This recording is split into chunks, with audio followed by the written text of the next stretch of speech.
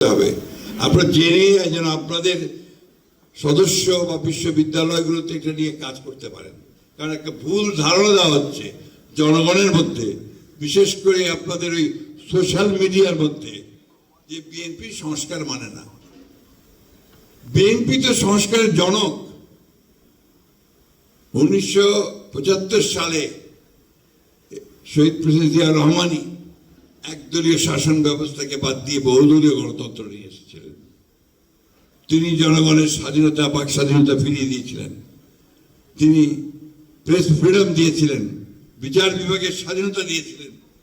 সেগুলো তো তখন সবচেয়ে বড় সংস্কার ছিল। পরবর্তীকালে দেশনেত্রী বেগম খালেদা জিয়া তিনি পার্লামেন্টারি ফর্ম অফ গভর্নমেন্ট নিয়ে এসেছেন, প্রেসিডেন্সিয়াল ফর্ম অফ গভর্নমেন্ট। এগুলো সংস্কার নয়, এগুলো অনেক বড় সংস্কার।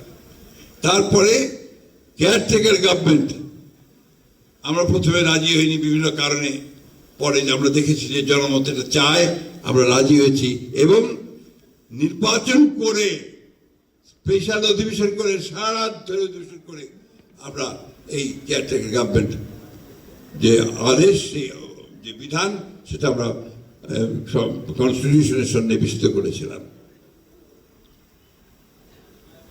ভাইয়েরা, এরা সম্পূর্ণ মানুষকে ভুল বোঝানোর চেষ্টা করছে, আন্দোলন করছে।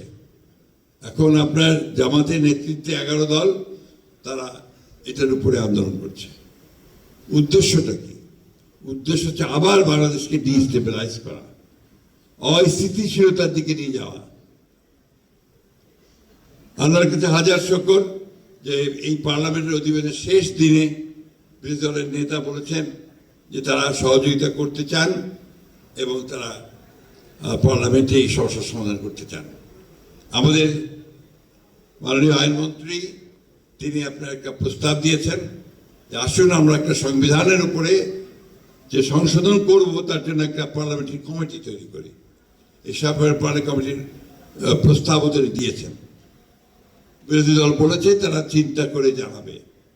আমি আশা করব যে তারা দ্রুত চিন্তা করে এটা নামগুলো দেবে এবং দ্রুতই এই সংবিধানের যে বিতর্ক শুরু হয়েছে সেই বিতর্ক শেষ হয়ে